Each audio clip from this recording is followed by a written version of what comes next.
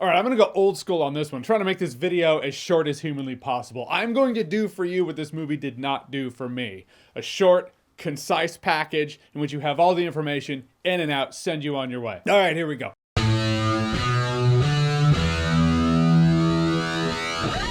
So Imaginary is a new horror movie that fits right into 2024 horror movies. The movie revolves around a family who moves into a new house. This new house happens to be the childhood house of the stepmom. And in this new house, the youngest girl in the family gets, that's right, an imaginary friend. And that imaginary friend is, that's right, an evil entity. Dollar store, any movie you've ever, I'm gonna use dollar store a lot in here because this movie is dollar store everything you've ever seen in the history of horror movies ever. Dollar store Tim Burton is definitely in the last act. That probably came out of nowhere. Quite a curveball for my review. I'll get there. To the point, why did I watch this movie? Because cheesy, bad, yet really enjoyable in that guilty pleasure kind of way, horror movie is its own reward. And every time I go into one of these, I'm hoping for that. What I found was, in my Kung Fu Panda 4 review, I said I don't always get a good night's sleep too often these days.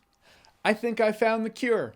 It's Imaginary. This movie's a slog. It's just boring. It's boring, and it feels more boring than it should because the characters don't even talk like human beings. They don't talk like characters. I get you want to have this weird old lady for the sake of really convenient and lazy writing exposition dump, but some of the dialogue, some with her, some just sprinkled throughout the film, it almost comes across as a comedy. It's like, are you guys trying to be funny? Oh no, you're not. And this movie's oddly inconsistent in terms of characters saying what they have heard, what they have seen, and then what the movie shows you that they have seen or not seen. It's trying to keep it vague. No spoilers here, even on trash, but I'm a sucker for that thing called continuity. These three streams of information feel like they're coming from three very separate films because they just contradict each other. And no one in the film asks questions like, whoa, whoa, whoa, you said this, but now you're saying this, and wait, you said you saw this, but you definitely didn't see that. No, everyone's just an idiot like, yeah, sounds good. I'm just gonna forget what you said earlier. Oh, hey, someone from my cable company just texted me asking for my social security number to fix an outage that isn't in my area. I'm gonna give it to him because I don't ask questions. The older daughter's a complete asshole, I get it. Teen angst is a thing. But the way she belittles and berates her stepmom, I get it. There's supposed to be room for growth for the character. But the whole time I was like, if she talks to her stepmom like this, how does she talk to her peers in school? It just felt like she's a bully. And I don't care. Because any growth is gonna feel temporary. It just feels like she's an asshole to her core. Oh God, there were a couple moments in here when I was watching the movie, I was like, oh, hold on to that one. Hold on to that one for the review. That is gold. It's bad gold. My brain was like, I get why you want it, but nope, we're not gonna hold on to that one. Obliviate. I'm just left with that feeling of who the fuck talks like this? The characters don't interact how people interact. It's like the script had no pushback. No one in the room to be like, maybe we shouldn't have them talk like that.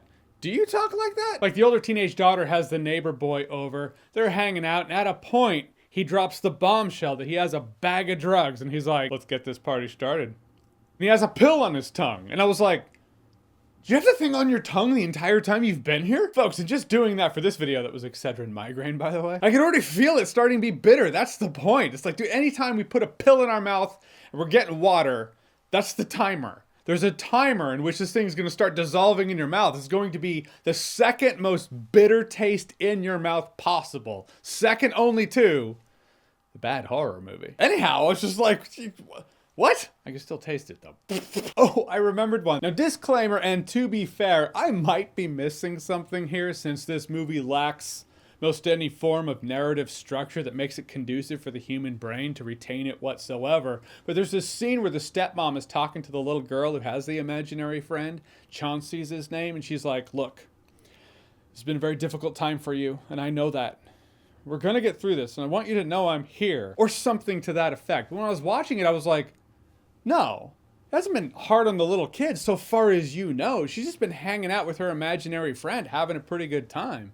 Stepmom's been dealing with some shit. At that point, it just came across like this lady's projecting her bullshit onto this poor kid. I mean, granted, half of being a parent is causing new damage, but come on. The movie's about an hour 45, that is to say the first hour and a half is truly boring. That's not 90 minutes that feels like 90 minutes. It's one of those cases 90 minutes feels like 2 hours. There were a couple of moments, minus the jump scares that are in here too, but there were a couple of moments that did lend themselves to being interesting visuals in a horror film. They were subtle enough to actually possibly be effective if they weren't sprinkled into this absolute bore fest, if I wasn't half asleep because of the movie. And then the last act happens.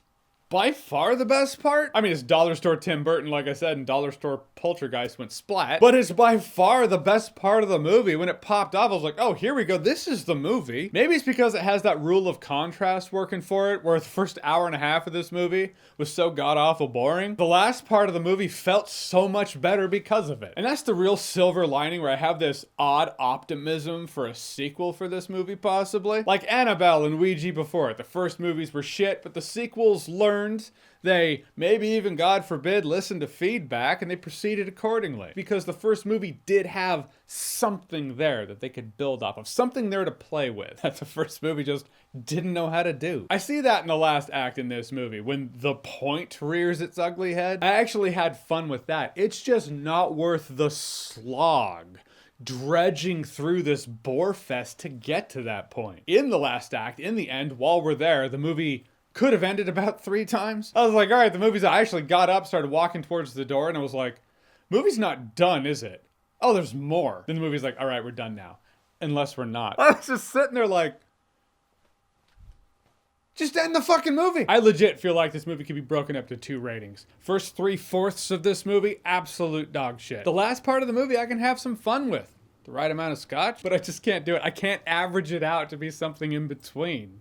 The movie leading up to the last part of the film showing anything resembling imagination is just so bad. Makes the overall experience nothing short of dog shit. All right, it's like this. Here it is. It comes out on streaming. Just fast forward to the last part. Fast forward to anything past that. And if you hate what you see at that point, just know that everything before it was so much worse. Well, this video is about twice as long as I intended it to be. I apologize for that. I'll fight you. I failed you. Or it's so imaginary. Have you seen it? What did you think about it? Or what's your favorite horror movie in which there is an imaginary friend that is an evil entity? Take your pick. I know that doesn't narrow it down. Whatever it is, whatever you think, comment below, let me know. And as always, if you like what you've seen here and you want to see more, click right here to see more.